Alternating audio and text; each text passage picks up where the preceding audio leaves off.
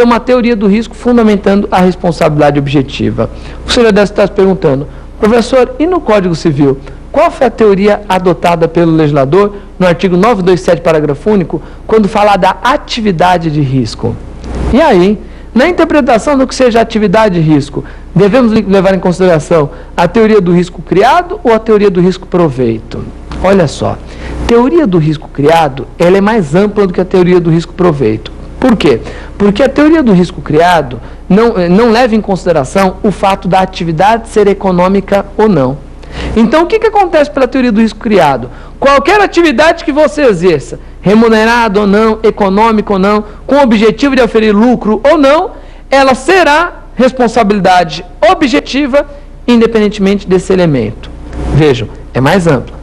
Já pela teoria do risco proveito, que é a mesma coisa que teoria do risco benefício, a pessoa somente teria responsabilidade no caso de atividade de risco, se essa atividade de risco for uma atividade econômica. Professor, qual a diferença?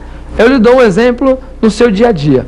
Você que pega o seu automóvel, não trabalha com automóvel, não é um motorista profissional, não é um transportador, não é um taxista, nada disso. Você simplesmente pega o seu automóvel para ir até o seu trabalho, para ir até a sua faculdade, até o seu curso, vai no shopping, passeia, volta, vai passear no final de semana. Você está desenvolvendo uma atividade econômica com o seu automóvel? Teu objetivo é oferir lucro com ele? Resposta não. Se a gente adotar a teoria do risco-benefício, você não tem responsabilidade objetiva, somente a subjetiva, cai na vala comum, cai na regra. Agora, se nós adotarmos a teoria do risco criado, você aí que não utiliza o seu automóvel com nenhuma finalidade econômica, é só para o seu lazer, para a sua comodidade, você passaria a ter responsabilidade objetiva. É por isso que vários autores têm apontado que hoje em dia a regra dentro do sistema, você já ouviu falar isso daí, nos acidentes de trânsito, a responsabilidade agora é sempre objetiva. Se o autor segue a teoria do risco criado, é essa a resposta que ele vai dar. Mas nós não recomendamos isso. Recomendamos que tanto em exame de ordem como também em concurso, você siga a posição majoritária, no sentido que o artigo 927, parágrafo único, que trata da atividade de risco, deve ser interpretado à luz da teoria do risco-proveito, risco-benefício. Portanto, somente haverá responsabilidade objetiva por atividade de risco, se essa atividade for uma atividade que tenha por objetivo a aferição de lucro. Ficou bem claro aqui? Essas são as várias hipóteses que nós temos de teoria do risco dentro do nosso sistema. O doutrina aponta diversas outras. Essas são as principais. Vamos à segunda pergunta? Professor André, se um filho menor furta as chaves do veículo do pai e acaba ocasionando um acidente, como fica a questão da responsabilidade civil? Olha aí, ó. Essa questão nós já acabamos tratando aqui também no primeiro bloco do nosso programa. E nós vimos o quê? Que os pais hoje em dia, ao contrário do que existia no Código Civil 16, atualmente eles têm responsabilidade objetiva pelos atos dos filhos menores. No Código Civil 16, a responsabilidade dos pais era por culpa presumida. Era aquilo lá que antigamente se denominava de responsabilidade civil por culpa em vigilando. O senhor se lembra dessas expressões? Tecnicamente, culpa em vigilando, culpa em eligendo, custodiando, são expressões que não devem mais ser utilizadas. Por quê? Porque eram hipóteses, eram modalidades de responsabilidade civil por culpa presumida. Por isso que é culpa em eligendo, culpa em vigilando, culpa, sempre culpa, era subjetiva. Existia a possibilidade do pai, do responsável, provar que não teve culpa. O dono do animal antigamente tinha responsabilidade civil, né, se não tivesse custodiado corretamente o animal. Cuidado. Era por culpa presumida. No novo Código Civil, todas as hipóteses, eligendo, vigilando, custodiando, todas as hipóteses passaram a ser de responsabilidade objetiva. Por isso que até de certa forma imprópria continuar se referindo a essas expressões. Ok? Os pais hoje em dia não têm mais responsabilidade em vigilando, por culpa em vigilando. A responsabilidade é objetiva pelos atos dos filhos. Tranquilo? Vamos à nossa terceira questão. Professor, se uma criança fere a outra dentro da escola, de quem é a responsabilidade? E aí, meus amigos? Essa questão é interessantíssima. Se dentro da escolinha, o menino foi lá, estava numa escolinha na aula de arte, tinha uma faca em cima da mesa, a professora descuidou, a criança foi lá, pegou a faquinha e enfiou no coleguinha, estava na aula de massinha, né? Foi lá, viu os dedinhos do colega, falou, massinha, cortou os dedinhos do amigo.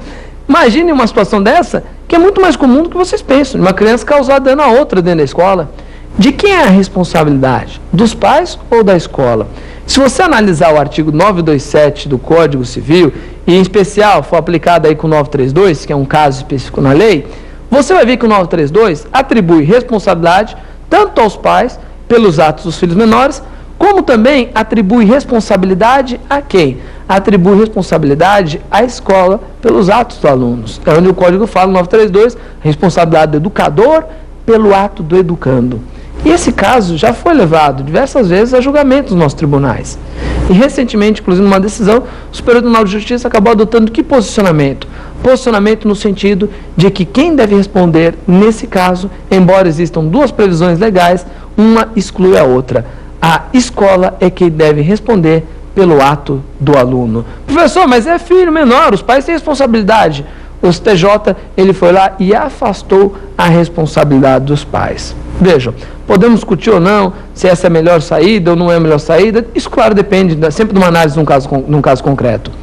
Mas acreditamos que talvez o ideal fosse, né, a divisão da responsabilidade. Muitas vezes o que a criança faz na escola é reflexo do que ela aprendeu também aonde? Aprendeu dentro de casa. Então temos que sempre analisar no caso concreto até que ponto a responsabilidade deve ser atribuída exclusivamente à escola ou eventualmente ser dividida entre os pais. Só que nesse caso que chegou com o julgamento, né, que chegou para ser julgado pelo STJ, o STJ adotou o posicionamento no sentido de que é somente a escola que deve responder, que haveria inclusive ilegitimidade passiva dos pais para figurar aí na qualidade de réus nessa ação.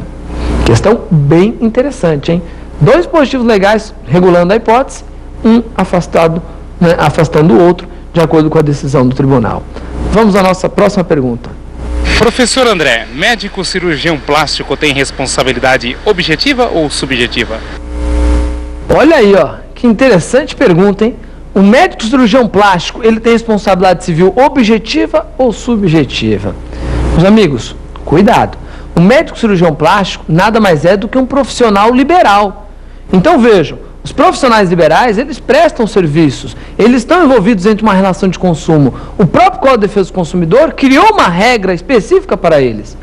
Quando nós pegamos o Código de Defesa do Consumidor, no artigo 14, parágrafo 4º, o Código de Defesa do Consumidor, no artigo 14, parágrafo 4º, determina que, em regra, os profissionais liberais somente respondem se for provado a sua culpa pelo dano causado.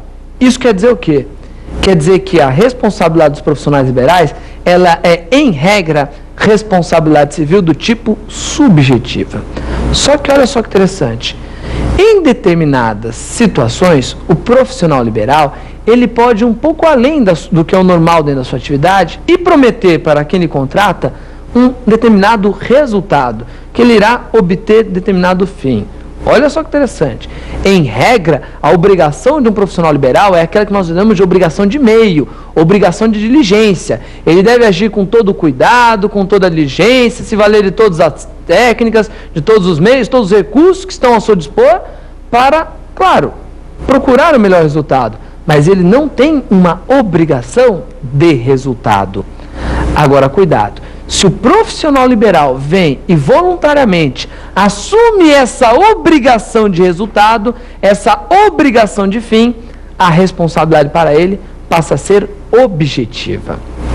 E é justamente aí que entra a questão dos médicos cirurgiões plásticos. Eles têm responsabilidade civil objetiva ou subjetiva? O que você responderia numa prova de concurso? A resposta correta é: depende. Depende de qual é a atividade desenvolvida por esse médico cirurgião plástico. Se for um médico cirurgião plástico reparador, ele não tem responsabilidade objetiva. A responsabilidade do médico cirurgião plástico reparador é responsabilidade civil subjetiva. Por quê? Porque ele não promete resultado algum. O médico cirurgião plástico reparador, ele desenvolve tão somente uma obrigação de meio, uma obrigação de diligência. Agora, cuidado. E se for o médico cirurgião plástico estético? Aquele que fica prometendo resultado, que fala que a mulher vai ficar linda, não é mesmo? Né? Que as mulheres, aliás, gostam muito de assistir esses programas, não é mesmo? Cirurgia plástica, onde o cirurgião fica lá falando: olha, você vai ficar maravilhosa, não é mesmo? Né? Você vai ficar linda e sei lá o quê. Esse médico, sem dúvida alguma, ele está prometendo o quê para aquela mulher, para aquele homem que vai fazer aquela cirurgia? Está prometendo resultado. Está assumindo, portanto, uma obrigação de resultado, uma obrigação de fim. Qual é a responsabilidade, professor, que surge nessa hipótese? Nessa hipótese, a responsabilidade que surge é responsabilidade civil objetiva. Ok? Meus amigos, vamos para a nossa